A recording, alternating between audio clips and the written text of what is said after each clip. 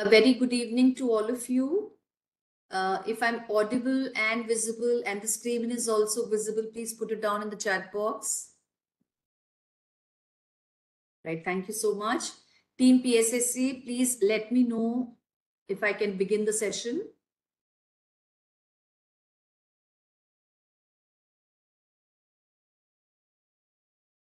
Good evening, ma'am. Good evening. You can start now, ma'am. It's already 4:34. All right. Thank you so much. And a very, very warm welcome to all of you for this session on promoting mental health.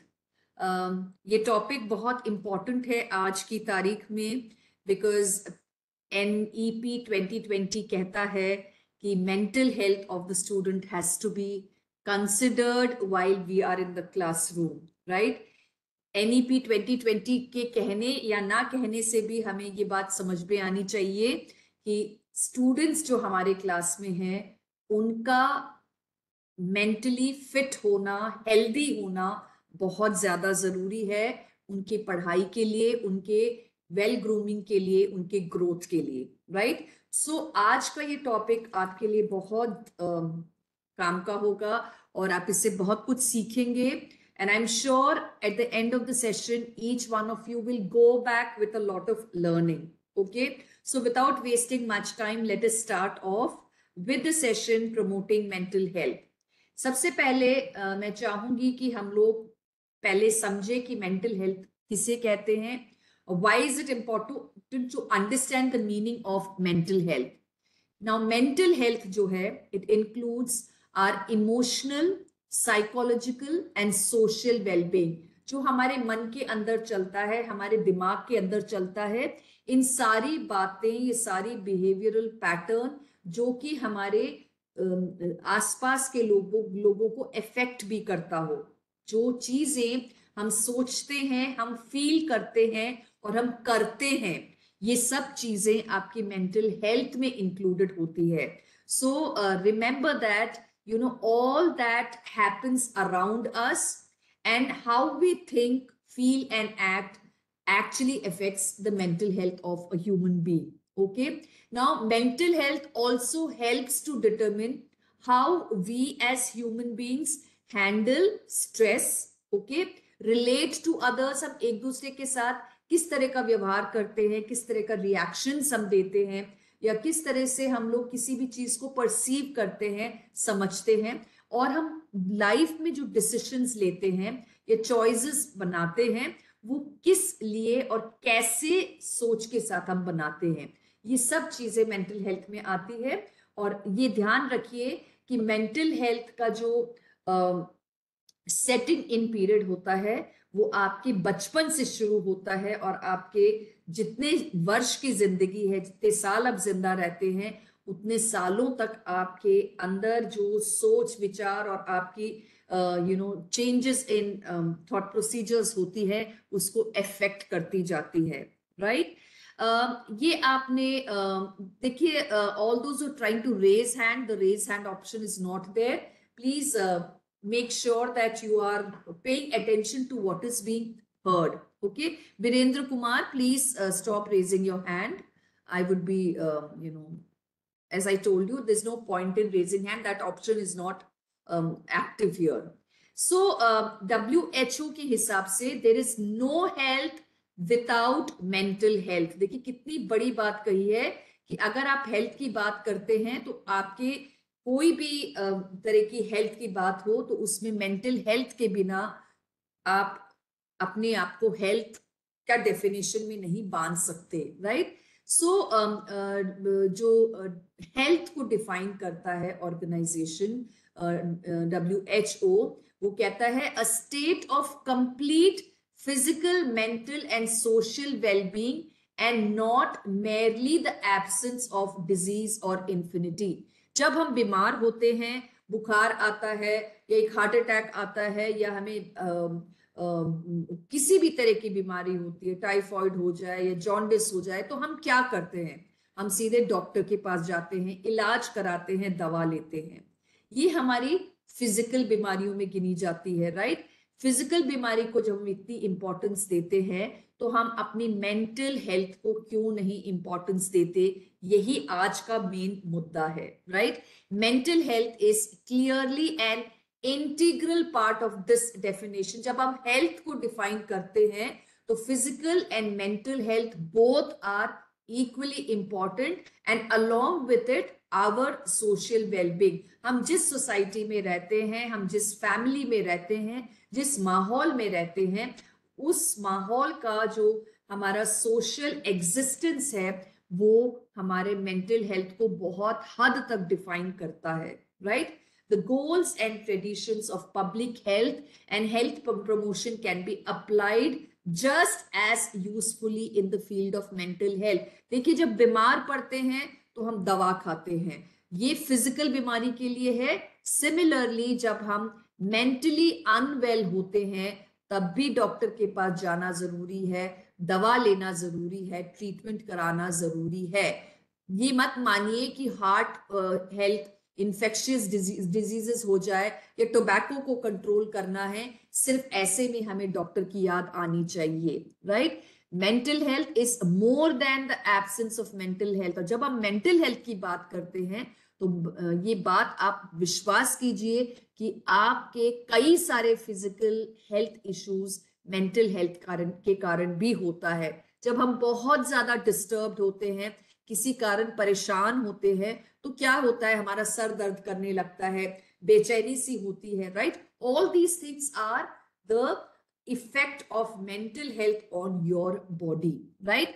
So mental health is described by WHO as a state of well-being in which the individual realizes his or her own capability, okay, or abilities, and is able to cope with the normal stresses of life। देखिए, normal stress क्या होता है?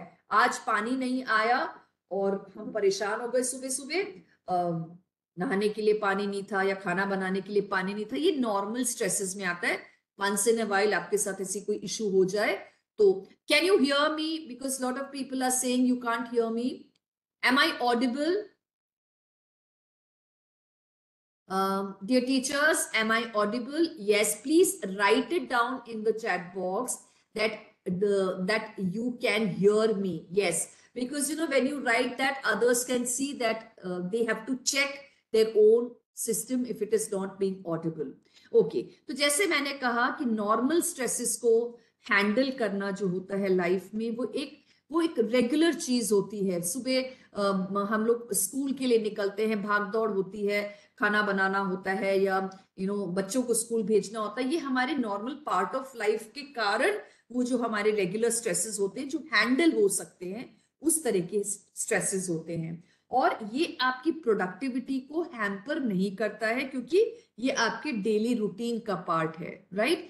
पर जब कोई भी condition आपकी productivity को या आपके डेली शेड्यूल को डिस्टर्ब करने लगता है, फॉर एग्जाम्पल आप सुबह उठते हैं और आपको लगता है आज मेरा बिल्कुल भी मन नहीं हो रहा है काम करने को, और आप बिस्तर से उठ ही नहीं पाते हैं, आपको बहुत रोना आता है या आपको बहुत सर में दर्द होता है, बहुत तकलीफ होती है, मन के अंदर इतने ऐसे ऐसे विचार आते हैं जिससे कि आप बहुत डिस्टर्ब होते हैं, तो ये एक ऐसी कंडीशन है जहां पर आपको इंटरवेंशन की बहुत ज्यादा जरूरत है।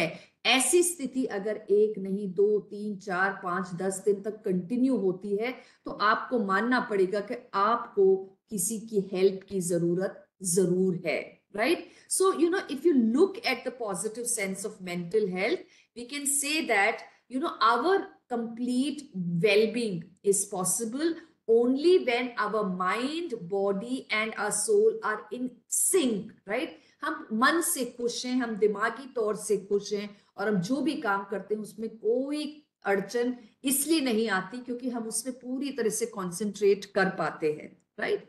सो मेंटल हेल्थ कंडीशन की बात करें तो क्या है? It is a broad term used to group physical and psychological symptoms. देखिए, मैंने जैसे कहा था कि मेंटल हेल्थ में फिजिकल सिम्टम्स भी आते हैं, राइट? जब मैंने कहा कि कई बार हमें रेगुलरली सर में दर्द होना या रेगुलरली एक खाना ना खा पाना, नींद ना आना, या बहुत ज्यादा नींद आना, या बहुत ज्यादा ओवर ईट करने की टेंडेंसी होना, ये सब भी किसी ना किसी तरह के डिस्टरबेंस के कारण हम लोग करते हैं, right? So when we say that physical and psychological symptoms that cause abnormal thoughts and behavior, जो behavior नॉर्मल नहीं है, कोई इंसान हद से ज्यादा खाना खाता है और उसके दिमाग में सिर्फ खाना खाना खाना ऐसी थॉट होती है, तो उस बंदे पर हम लोग हंस नहीं सकते हैं, उसके खिल्ली नहीं उड़ा सकते, क्योंकि ये एक किसी तरह की तकलीफ होगी जिसके कारण वो अपने आप को दूसरों चीजों से डिस्ट्रैक्ट करने के लिए अपना फोकस पूरा खाने पे लगा रहा होगा। मैं बिस्तर छोड़ना नहीं चाहता, मेरा वजन बढ़ता जा रहा है और मुझे किसी भी तरह की फिजिकल एक्टिविटी में इंटरेस्ट नहीं है, तो भी कुछ ना कुछ मेरे अंदर कमी है, किसी तरह की जो self confidence है which is getting affected, right? So these illnesses can cause abnormal behavior that is disruptive to a person's life. हमारी life उससे disturb होती है continuously, right? Mental illnesses may be associated with the brain, okay, but they may have more common जो दिखाई देता है वो आपकी फिजिकल कंडीशंस में दिखाई देता है। जैसे मैंने कहा, जो डिप्रेशन एक शब्द है, डिप्रेशन में कोई इंसान होता है तो we all feel depressed at some point of time. कोई हमारी बात नहीं मानता या किसी तरह की डिस्टर्बेंस होती तो हम you don't feel very happy about it. एक नॉर्मल इंसान की लाइफ में फेजेस ऑफ डिप्रेशन आते जाते हैं क्योंकि हम उससे कोप कर लेते हैं, राइट? जब कोप अप नहीं कर पाते तो ऐसी सिचुएशन होती है जब हम लाइफ की हर चीज से ऊब चुके होते हैं, हमें किसी चीज में इंटरेस्ट नहीं आता, खाना नहीं, पीना नहीं, सोना नहीं, लोगों से बात करना नहीं अच्छा लगता, नहाना नहीं अच्छा लगता, पढ़ना नहीं अच्छा लगता, लोगों से इंटरेक्ट करना नहीं अच्छा लगता। This is the condition where you are actually getting into a stage of depression and you are not able to help yourself to come out of it. जब आप उसके अंदर डूबते जाते हैं तो एक दिन ऐसा आता है कि आप सब आपके हाथ से छूट जाता है and then you are dependent on somebody else to help you to come out of it, right? इसके क्या mental conditions के अगर आप की फैक्ट्स देखेंगे तो there are many different mental conditions. आज हम कुछ कंडीशंस को देखेंगे, समझेंगे और देखेंगे कि देखिए कितनी सारी चीजें हैं जो हमारे आसपास के लोगों में एग्जिस्ट करती है, right? Now mental health conditions are generally characterised by a combination of abnormal thoughts. आपने देखा है सुइसाइडल टेंडेंसी होना, ये एक नॉर्मल थॉट प्रोसेस नहीं है। सुइसाइड वही बंदा करता है जो अपने थॉट्स को कंट्रोल नहीं कर पाता, जो एक सोल्यूशन अपने आप के लिए ढूंढ नहीं पाता और दुनिया से सबसे हार मान लेता है। उसको लगता है अब मेरी मदद कोई नहीं कर सकता and the only solution that I have is to give up my life. ऐसे में आपको ये समझना है कि सुइसाइड कोई सडनली नहीं करता है, इसके पीछे एक लंबा प्रोसेस ऑफ थॉट चली होगी जिसके कारण उस इंसान ने ऐसा स्टेप लिया होगा। और कई बार क्या है, they are also those kind of people who have expressed it somewhere, कुछ तो कहीं ना कहीं एक्सप्रेस किया होगा लेकिन उसके ऊपर किसी ने ध्यान नहीं दिया होगा, राइट? सो एबनॉर्मल थॉट्स का आना, परसेप्शंस, आप ना इमेजिन करने लगते हो जैसे कि ना, हाँ मुझे तो कोई प्यार नहीं करता, मुझे कोई मेरी कोई मदद नहीं करना चाहता, कोई भी मेरे लिए मेरे आसपास केयरिंग इंसान नहीं है, मेरे मतलब all these thoughts where you start telling yourself that I have nobody who can help me, that is when you actually are in a dangerous position. Emotionally आप बहुत वीक होते हैं, बात बात पे रोना आना या बात बात पे गुस्सा आना, बात बात पे आउटबर्स्ट्स होना, ये भी एक ये लोनलीनेस फील करना। यस कुमुदिनी, वेरी ट्रू, बहुत लोनली फील करना ये भी एक बड़ी समस्या होती है। और आपकी रिलेशनशिप्स इफेक्ट करने लगती है, आप जिन लोगों के साथ रहते हो उनके साथ आपका अच्छे से व्यवहार ना कर पाना, बातचीत ना कर पाना, मतलब अनबन रहना हमेशा, ये सब समस्याएं हो सकती है। मेंटल इलनेस और disorders include depression, bipolar disorder, schizophrenia, other psychosis like dementia, and developmental disorders like autism. Okay, and there are effective strategies for preventing mental disorders such as depression. Now her mental condition का शायद solution ना होता हो, पर कई mental illnesses को हम cure कर सकते हैं, उसको बहुत काउंसलिंग के साथ, मेडिकेशन के साथ, या कंप्लीट फैमिली सपोर्ट के साथ। कोई some conditions are such where you will be able to control it but not overcome it. Like मैं आगे आपको कई सारे कंडीशंस बताऊंगी, उसमें आपको पता चलेगा कि कौन सी ऐसी कंडीशंस है जो लाइफ लॉन्ग आपके साथ रहती है, पर आप उसके साथ जीना सीख लेते हो, right? Okay, there are effective treatments and ways to elevate the suffering caused by them. जैसे डिप्रेशन है, मैंने कहा ना, इतने सारे फैमिलीज में लोग डिप्रेशन के शिकार होते हैं और लोग उनको लेबल कर देते हैं कि ये तो बहुत आलसी इंसान है, या इसको कोई मतलब नहीं है दुनियादारी से, या ये तो ड्रामा करता है, या इसको काम नहीं करना इसलिए इस तरह के बिहेवियर को शो करता है। पर एक्चुअली रियलिटी कुछ और होती है, राइट? रियलिटी कुछ और होती है, और ऐसे में लोग और परेशान होते जाते हैं। So mental health is just as important as physical health. ये आपको सबको हमेशा याद रखना है। What causes mental health? देखिए ये कितनी बड़ी बात है कि मेंटल हेल्थ के कारण क्या क्या हो सकते हैं।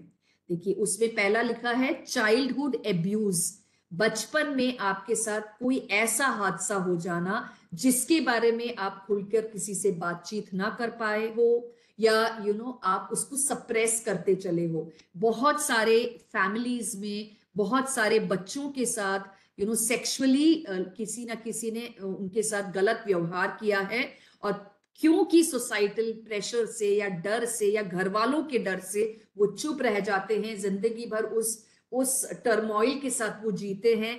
तो ऐसे लोगों के साथ कुछ ना कुछ एक मेंटल कंडीशन होना स्वाभाविक है। अगर उनको राइट काइंड ऑफ काउंसलिंग और सपोर्ट ना मिली हो तो 100% such people will be misfit in their own lives, right? Trauma कैसे, किस तरह का ट्रॉमा बोले तो जैसे एक्सीडेंट होना, या किसी घर में आग लग गई उससे बहुत बड़ा नुकसान हो जाना, फैमिली मेंबर्स का खत्म हो जाना इलनेस के कारण या एक्सीडेंट के कारण, या किसी मतलब कोई ऐसी अनहोनी दुर्घटना हो जाना जो आपके जहन से जाए ना बाहर, राइट? And neglect. अब देखिए कई परिवारों में आपने देखा होगा कि केयर नहीं करी जाती है।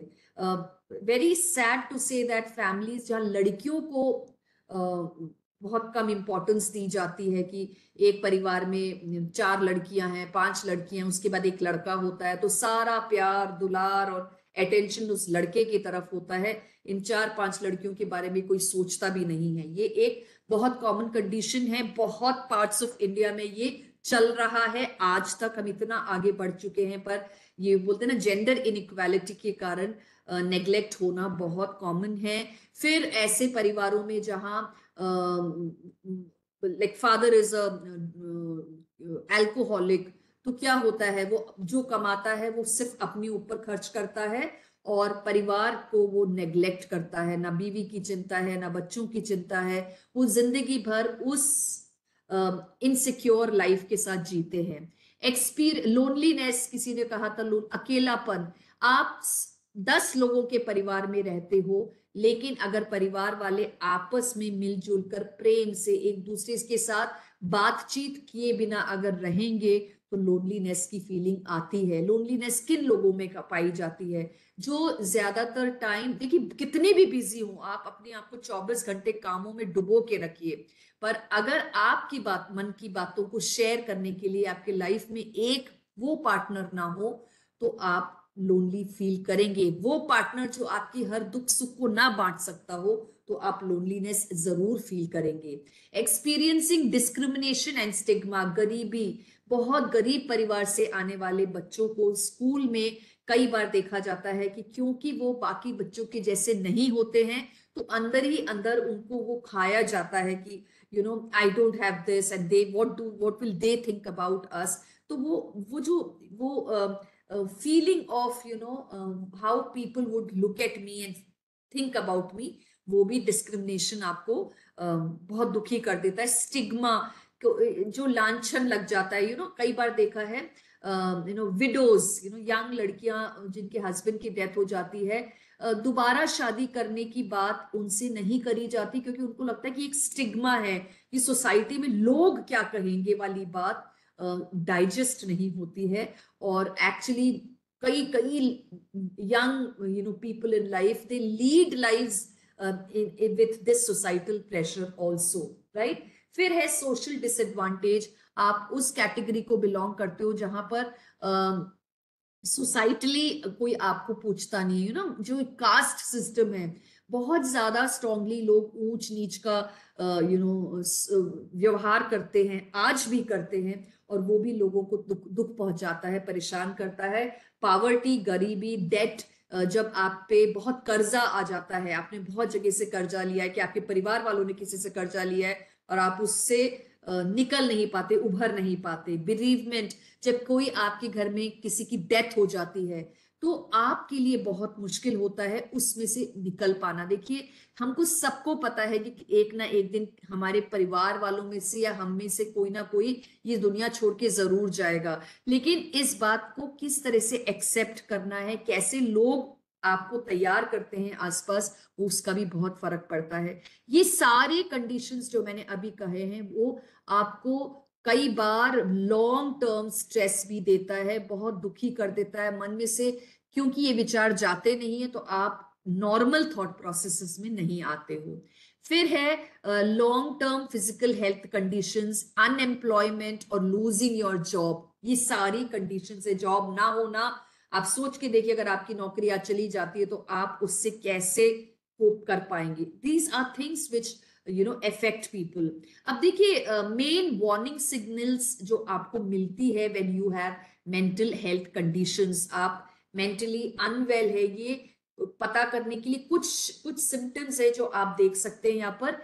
Excessive paranoia. पैरानोइया क्या होता है? हर बात में टेंशन आ जाना, पैरानॉइड होना बोलते हैं ना, छोटी छोटी बातों में आप घबराना, और you don't know how to take a decision. बारिश हो गई तो हे भगवान बारिश हो रही है, बाढ़ आ जाएगी, घर में पानी भर जाएगा, हम सो नहीं पाएंगे, मेरे घर की चीजें खराब हो जाएंगी। पैरानॉइड स्टेट होता है जब आप एक्सेसिवली वरी करते हो, आपको मतलब आपके दिमाग में creating monsters in your mind जिसे कहते हैं, वो कंडीशन होती है। एंजाइटी होना, एंजाइटी भी इसी को कहते हैं, जहां पर हम लोग बहुत ज्यादा रिएक्ट करते हैं किसी कंडीशन के बारे में। लॉन्ग लास्टिंग सैडनेस और इरिटेबिलिटी। आप मतलब ज्यादातर टाइम दुखी रहते हैं, बहुत दुखी रहते हैं, रोते हैं, अकेलापन आपको लगता है, और चिड़चिड़ाहट होती है, किसी से बात करने की इच्छा ना होना। Extreme changes in moods. अच्छे खासे बैठे हैं और सडनली आपका मूड खराब हो जाता है, आप लोगों से बात करना नहीं चाहते, आप उठ के चले जाते हैं, आप काम नहीं करना चाहते। Social withdrawal. सोशली आप अपने आप को सबसे तोड़ लेते हैं, विड्रॉ कर लेते हैं। ना शादियों में जाना है, ना फंक्शंस में जाना है, ना किसी से मिलना है, ना किसी से बात करना, अपने आप को बिल्कुल अलूफ कर लेना, right? Dramatic change in eating and sleeping pattern. My dear friends, sleep and eat pattern, ये दो चीजें हैं जिसका सबसे पहले हमारी लाइफ में इफेक्ट आता है। या तो बिल्कुल खाना पीना बिल्कुल छोड़ देना और स्लीप भी छूट जाना, नींद ही नहीं आना, या एक्सेसिवली खाना पीना करना और बहुत ज्यादा नींद आना, ये भी आपके मेंटल कंडीशंस में इंक्लूडेड होता है। इसका मतलब ये नहीं कि आप ज्यादा खा रहे हैं और आपने सोच लिया कि हाँ मुझे मेंटल कंडीशन है इसलिए मैं ज्यादा खा रहा हूँ, ऐसा नहीं। कई बार लालच के कारण भी लोग बहुत खा लेते हैं, पर लालची होना एक अलग बात है। लालच एक ऐसी थॉट होती है जो आपको तृप्ति नहीं देती खाना देखकर, वो सिर्फ खाने के साथ होता है। That is a different thing. Okay.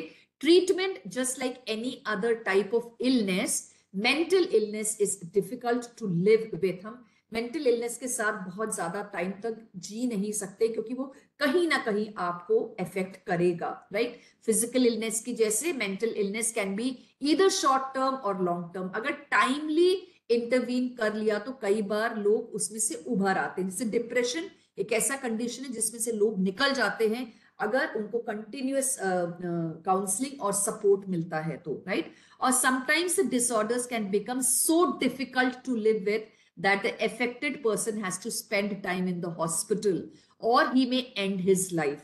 कुछ भी हो सकता है अगर आपकी कंडीशन बहुत सीवियर लेवल की हो जाए।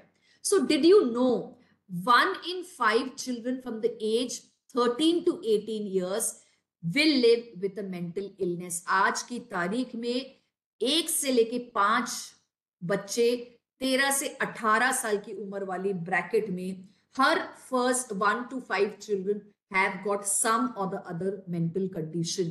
Depression and anxiety are the most common mental illnesses. इतना एंजाइटी होना कि आप सोच सोच के परेशान करते। कल स्कूल में एग्जाम होना, हे भगवान कल एग्जाम है, मैं पेपर में कैसे क्या लिखूंगा, मुझे तो कुछ आता ही नहीं है, what if my pen doesn't work, what if the question paper is very tough, what if करते करते हम इतने ज्यादा मॉन्स्टर्स दिमाग में क्रिएट कर लेते हैं कि हम नॉर्मल थॉट प्रोसेस से बाहर हो चुके होते हैं, right? Only 30% of depressed teens are being treated.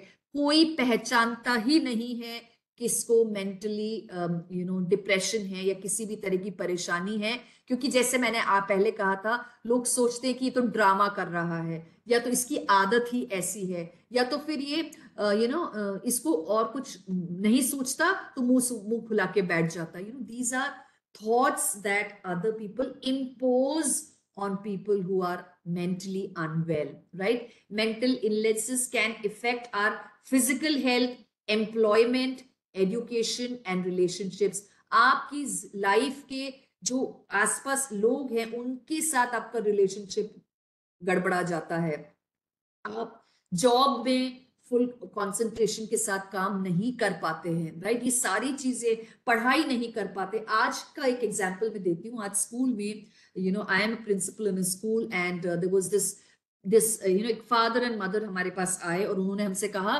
कि ये जो बच्ची है हमारे आपके स्कूल में पढ़ती है और ये ठीक से पढ़ नहीं रही और ये इसका सब फॉल्ट आपके साथ है।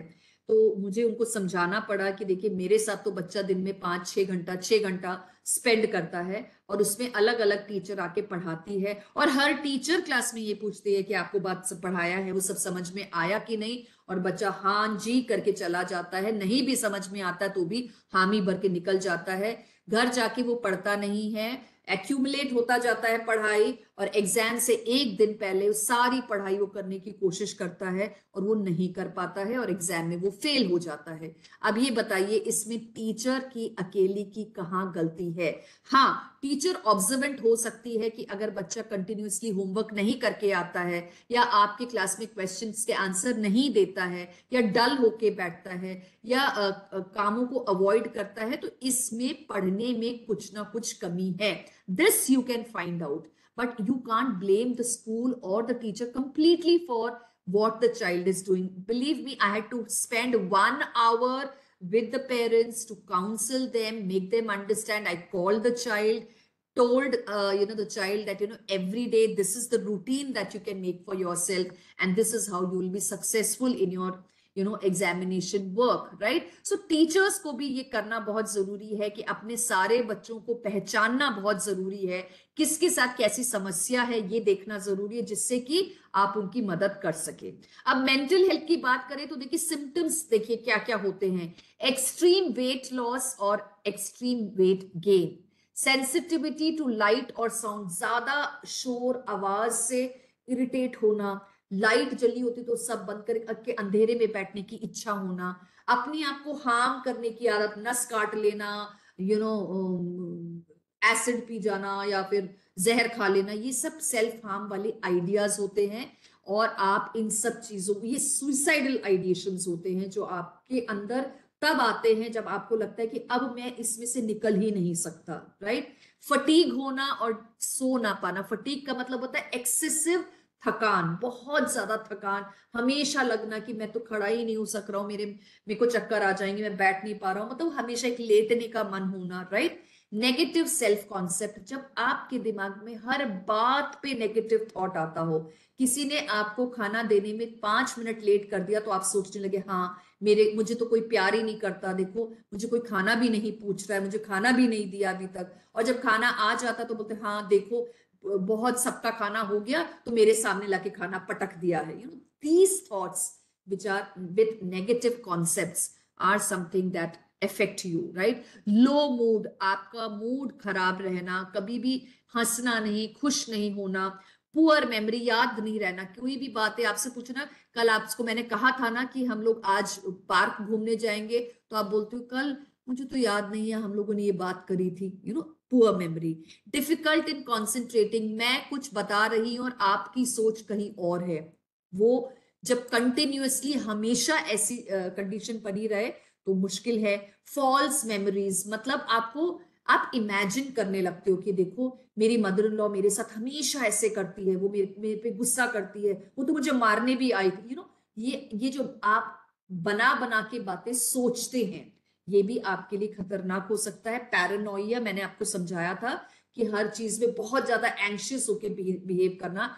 एग्रेसिव बिहेवियर, हर बात पे गुस्सा आना, मारपीट करना, गालियां देना, मतलब इतना ओवर रिएक्शन कि लोग आपसे बात करने को भी घबराएं। सीकिंग रीअश्योरेंस, कई बार मैंने सही किया है ना, ये ठीक है क्या, मैं ये कर लूं क्या, मैं टॉयलेट चला जाऊं क्या, मैं पानी पी लूं क्या।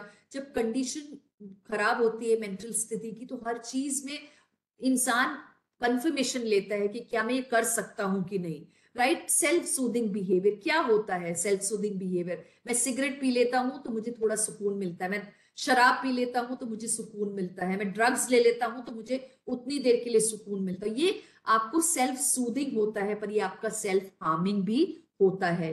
रेस्टलेस रहना, बहुत इरिटेबिलिटी रहना, ऊपर नीचे घूमते रहना, बैठे रहना, या मतलब इस तरह का बिहेवियर जहां आप अपने आप को सुकून ना दे सके। मेंटल इलनेस में आज जिसके बारे में हम बात करेंगे वो है schizophrenia, insomnia, anxiety, autism, anorexia, dementia, substance abuse and ADHD.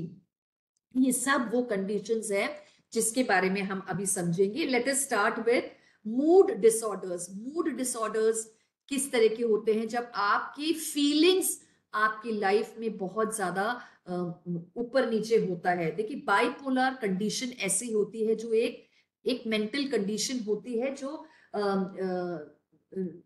Behaviour या सराउंडिंग के कारण नहीं होती है, ये न्यूरोलॉजिकल कंडीशन होता है जो आपके अंदर होता है। इसमें बिहेवियरल पैटर्न ऐसा होता है कि एक इंसान कुछ समय तक बिल्कुल नॉर्मल रहता है, जैसे आप और हम नॉर्मली बिहेव करते हैं, फिर उसके बाद एक फेज आता है जहां पर वो बिल्कुल डिप्रेशन में चला जाता है, और फिर एक फेज आता है जहां पर वो बहुत ज्यादा ओवर एक्साइटेड मूड में रहता है और बहुत ज्यादा मतलब उसको बहुत बात करना, बहुत ओवर कॉन्फिडेंस रहना, हर बात में नींद ना आना, लेकिन उसमें भी आपके आइडियाज दिमाग में चलते रहना। ये बाइपोलर डिसऑर्डर हमारी सोसाइटी में बहुत लोगों को है, और ये बहुत ही परेशान करने वाली कंडीशन होती है, not only for the person who has this problem but for the family members also. Because कई बार लोगों को इसके बारे में एडल्टहुड तक पता नहीं चलता है, जब फैमिली में रिलेशनशिप्स इफेक्ट करने लगती है, जब आप काउंसलर के पास या साइकोलॉजिस्ट के पास या साइकियाट्रिस्ट के पास जाते हैं, तब आपको पता चलता है बाइपोलर डिसऑर्डर में लाइफ लॉन्ग मेडिकेशन लेनी पड़ती है। डिप्रेशन डिसऑर्डर, जैसे मैंने बताया, डिप्रेशन क्या होता है? सैडनेस, डिस्टर्ब्ड एपेटाइट और sleep, loss of happy moments, pleasure और कॉन्सेंट्रेशन, लो सेल्फ वर्थ, अपनी अपनी ही कीमत ना होना, मैं तो ये कर ही नहीं सकता हूं, I am not good at anything, I am good for nothing, feeling of guilt, हर चीज में आपको I am so sorry I did this, I am so sorry I should not have done this, ऐसी feeling आना। और इन सब depression, if it goes on for a very long time, it can also lead to suicide. Okay. Anxiety disorder क्या होता है? Feeling of fear और dread usually characterizes this disorder. इसमें क्या होता है, आपको पसीने छूटना, हार्ट बीट एकदम बढ़ जाना, राइट, शॉर्टनेस ऑफ ब्रेथ, सांस लेते वक्त ब्रीदिंग जैसे मिस हो रही हो, सांस एक स्किप कर रही हो बीट, ऐसा फील होना। इसमें देखिए कंडीशंस होती है, एक है panic disorder.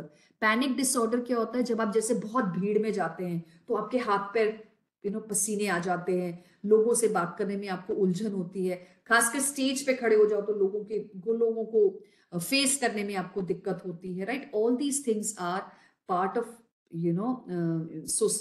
Social anxiety disorder also, जहां पर आपको लगता है कि ये मेरे बारे में तो यही सोचता होगा, ये लोग मेरे बारे में ऐसे सोचते होंगे कि मुझे तो कुछ आता ही नहीं है, right. When you start imagining that other people must be thinking like this about you, तब सोशल एंजाइटी डिसऑर्डर होता है। पैनिक अटैक्स आपको तब आते हैं जब आप बहुत ज्यादा घबराए हुए होते हैं और किसी चीज को करने के लिए तैयार नहीं होते हैं, तब आपको पैनिक अटैक्स आते हैं।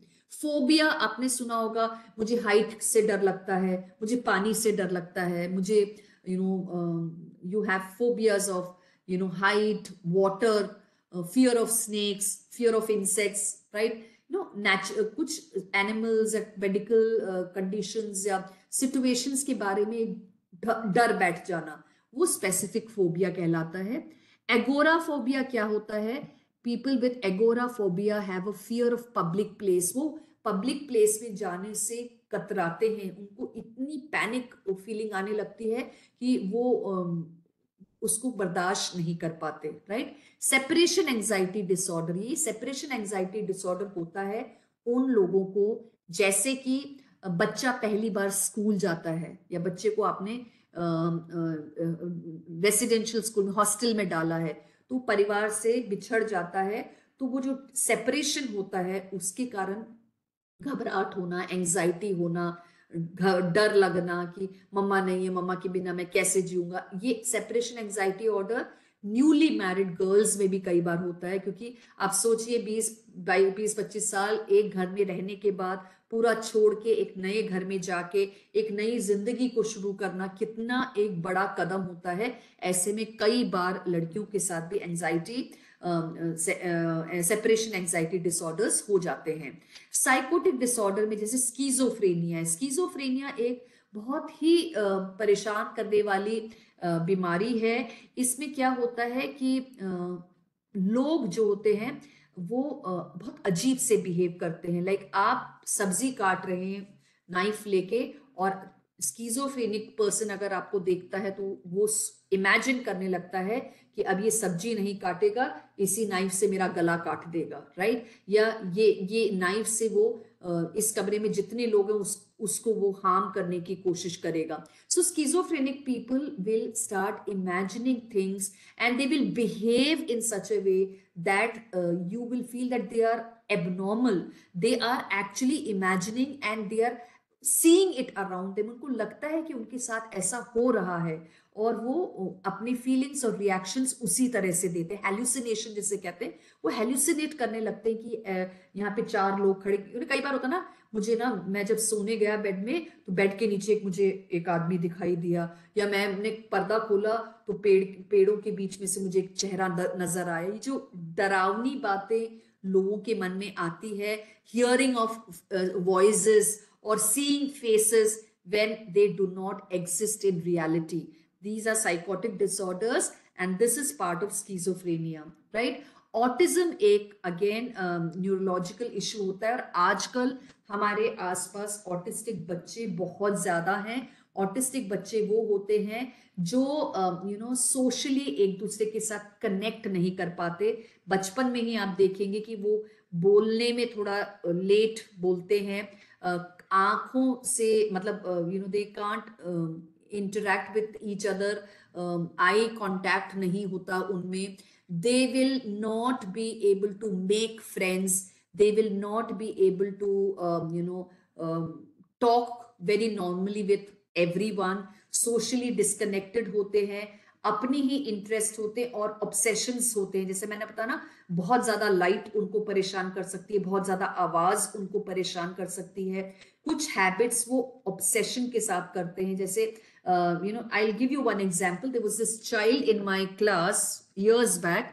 एक छोटी सी बच्ची थी जिसको ऑटिज्म था, और उसको, और ऑटिस्टिक बच्चों के साथ एक और इशू ये होता है कि वो एक इंसान को ही इंस्ट्रक्शंस लेते हैं ज्यादातर. अगर मम्मी उनका ध्यान रखती तो जो मम्मी कहती है वो हर बात मम्मी की मानेंगे, उनके अलावा किसी और की बात की इंस्ट्रक्शन वो लेते नहीं हैं. सो दिस चाइल्ड, उसका खाना जमीन पे गिर गया था और वो जमीन पे फैल के बैठ के जमीन से उठा के खाना खाने लगी. And like all the children in the class were upset कि मैम ये क्या कर रही है, मान नहीं रही. और बोलने के टाइम वो सुन नहीं रही थी. जब उससे पूछा तो कहने लगी, मम्मा सेड नो वेस्टिंग फूड. मतलब मम्मी ने मुझसे कहा है कि खाना वेस्ट नहीं होना चाहिए. मम्मी ने मुझसे ये नहीं कहा है कि जमीन पे गिर जाए तो उठा के खाना नहीं चाहिए. आप मानेंगे नहीं, फोन करके उसकी मम्मा से बात करवा के, जब तक उस बच्चे की हमने बात नहीं करवाई तब तक उस लड़की ने खाना जमीन से उठाना छोड़ा नहीं.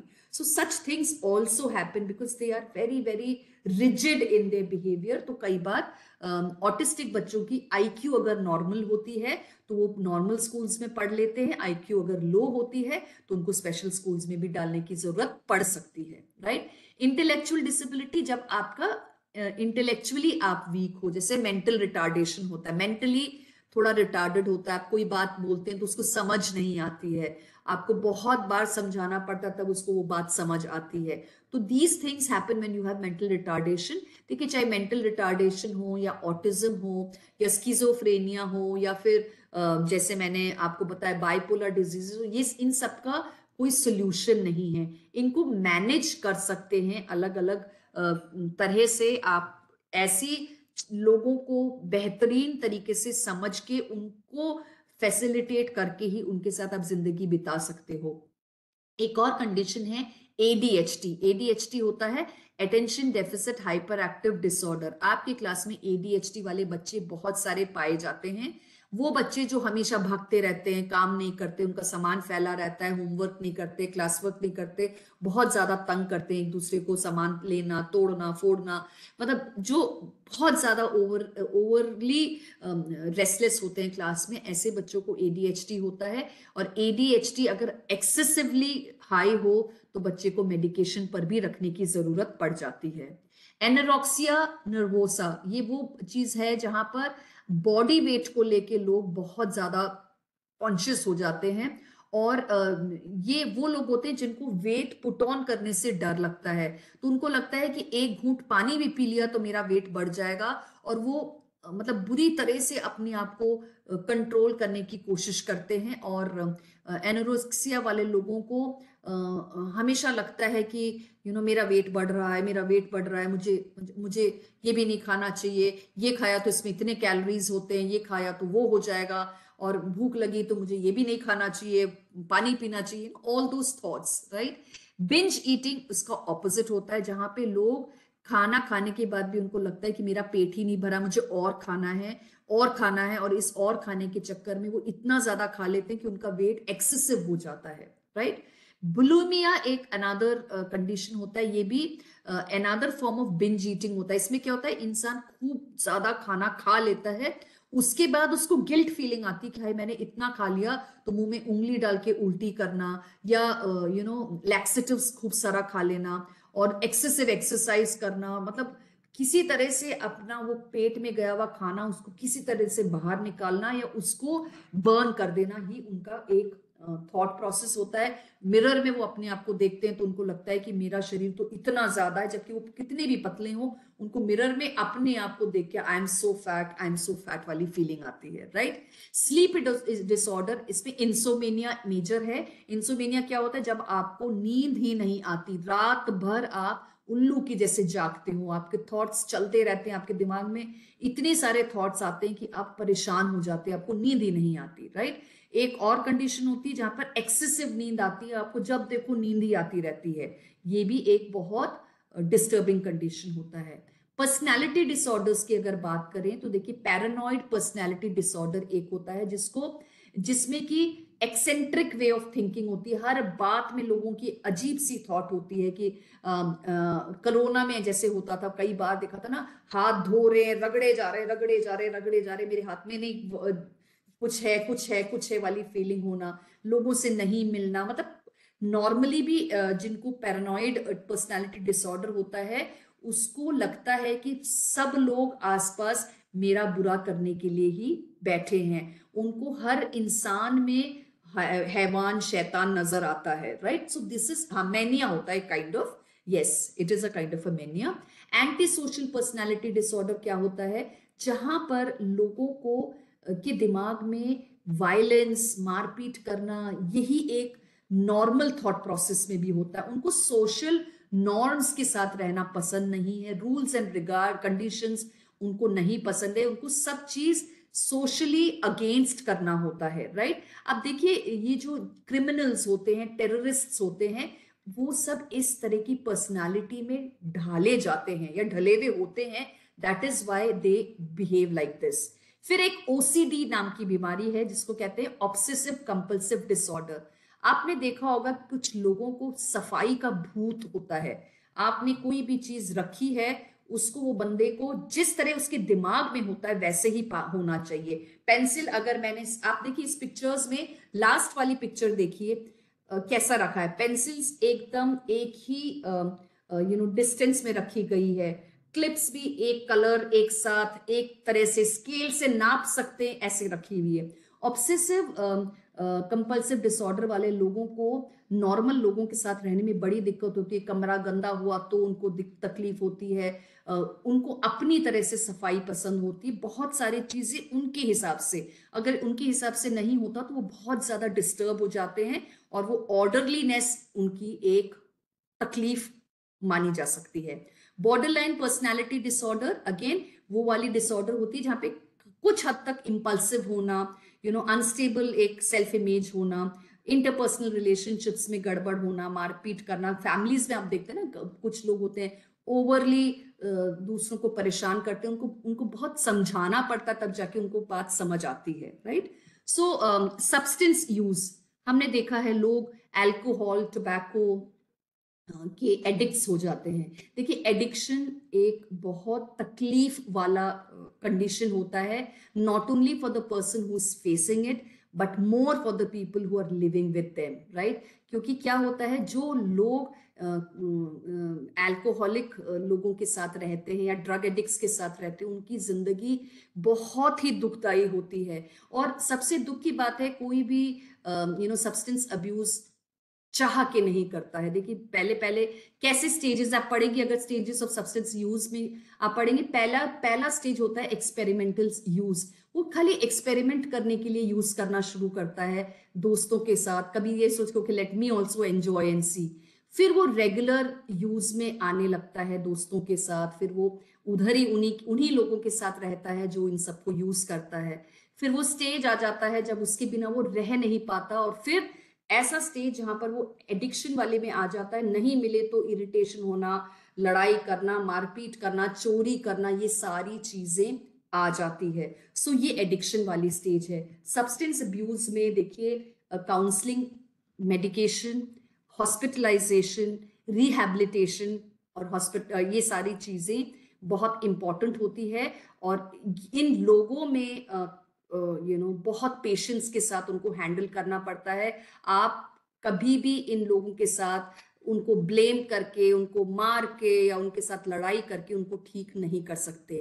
9 out of 10 people with substance problems started using by the age of 18। और आप मानिए जो स्मोक करता है, कई बार स्मोकिंग बच्चे 7th स्टैंडर्ड और 8th स्टैंडर्ड से शुरू करते हैं, घर वालों को पता ही नहीं होता, और फिर वो बाद में एडिक्ट्स कहलाए जाते हैं लाइफ में आगे चलकर। सुइसाइड की बात करें, देखिए every 16 minutes someone is committing suicide, and suicide is the 11th leading cause of death in America, ठीक है? और depression is one thing that leads to suicide, ठीक है?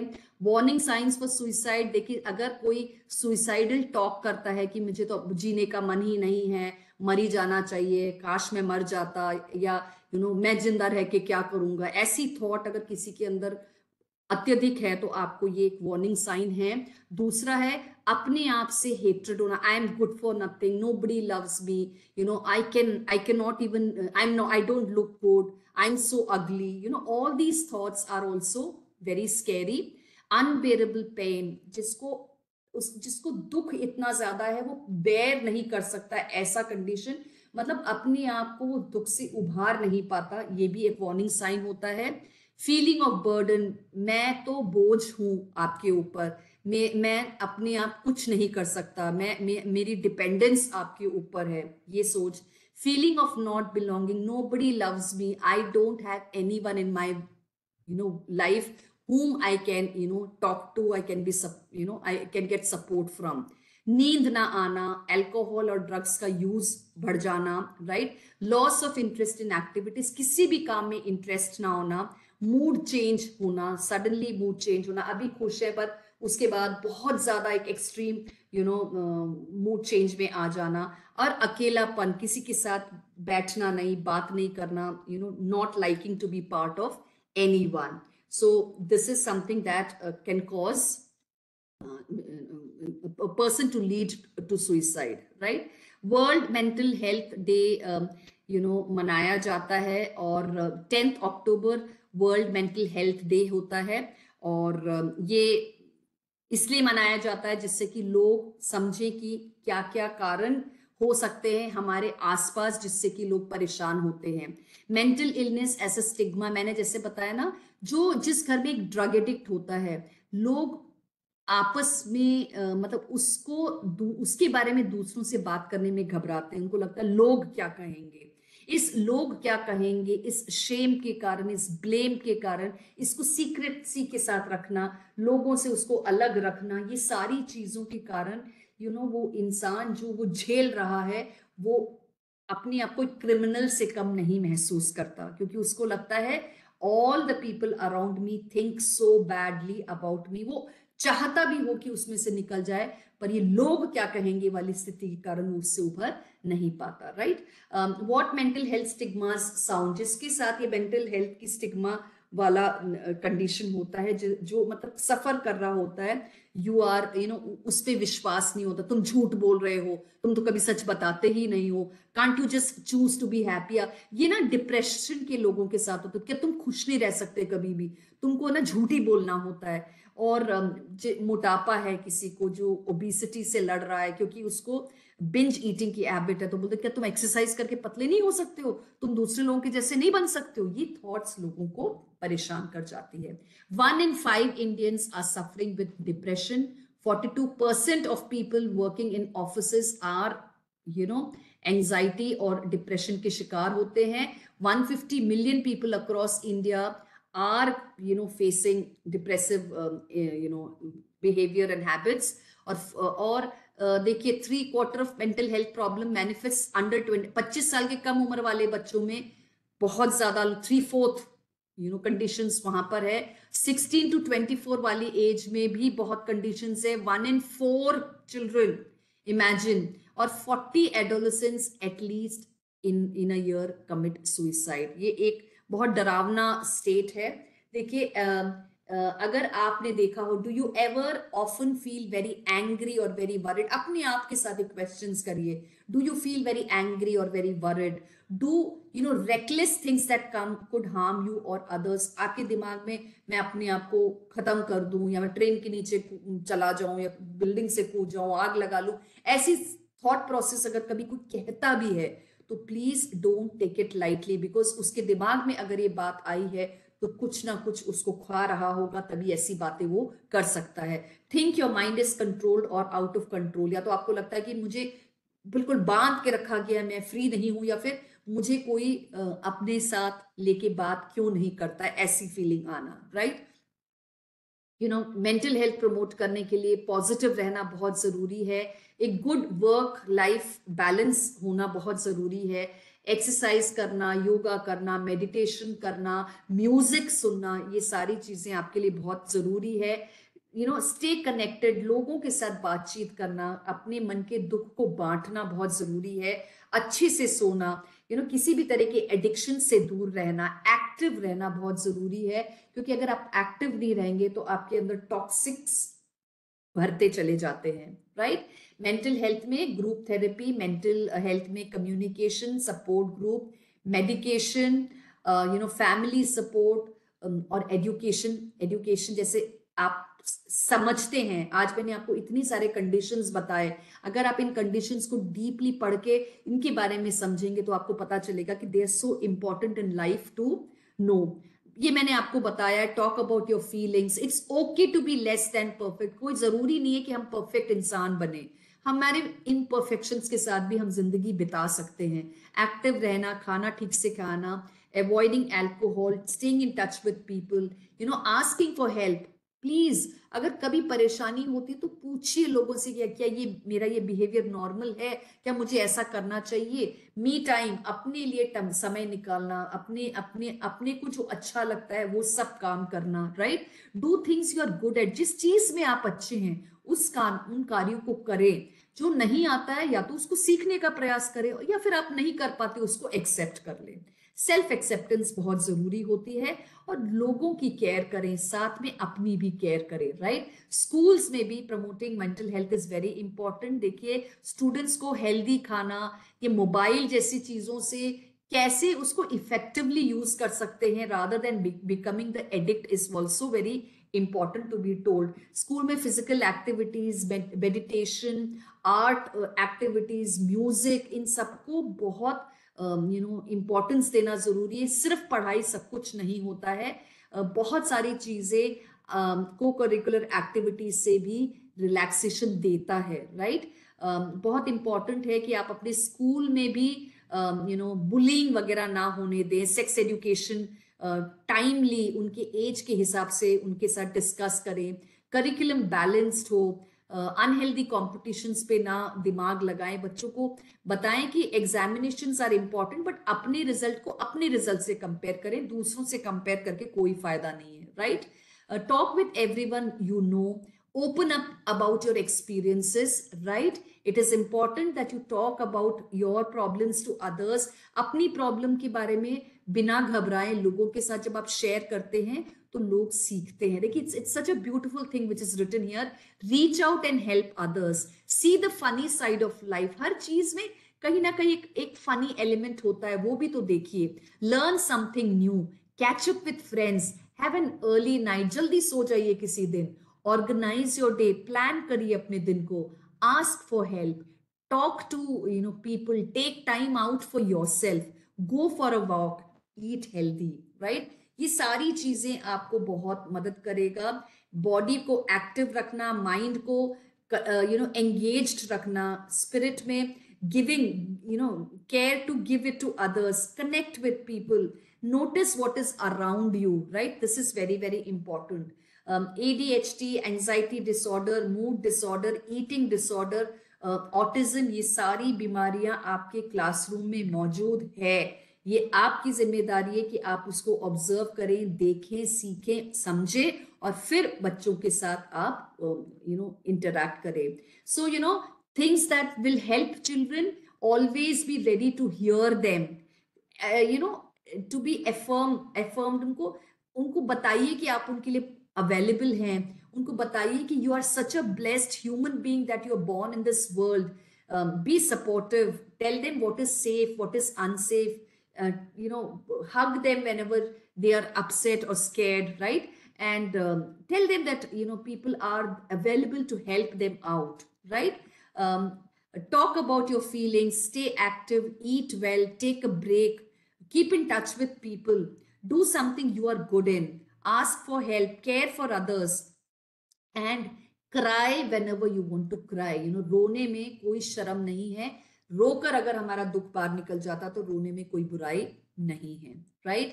With this I would come to the end of the session. Remember, the strongest people are those who win battles we know nothing about. हमारे अंदर एक बहुत बड़ा युद्ध चल रहा होता है, अगर हम उस युद्ध से जीत जाते हैं तो हम दुनिया में विनर्स कहलाते हैं, right. Your mental health is a priority, your happiness is an essential, your self care is necessity. Remember, emotional pain is not something that should be hidden away and never spoken about. It is there is truth in your pain, there is growth in your pain, and only if it is first brought out into the open. जब तक आप अपनी दुख के बारे में लोगों से बात नहीं करेंगे तब तक आप उसमें से बाहर नहीं निकलेंगे. This is the last thing in this session, ending with a little prayer. For all whose day begins with confusion and fear. ये हम सबकी story है. Remember this. For all whose day begins with confusion and fear, who struggle to comprehend the world around them, when all within us is so unclear and seeing through the fog that clouds the mind is daily becoming harder, grant comfort and peace, your spirit's calming voice, and the love of friends and family to bring light into their life. Thank you so much for being part of this session. I hope you could relate with whatever was spoken today. And my dear friends, don't take your mental health too lightly, because unless you care for yourself, unless you care for your good and healthy lifestyle, you will not be a happy human being. Thank you so much for being part of this session and spending this evening with me and learning about promoting mental health. Thank you.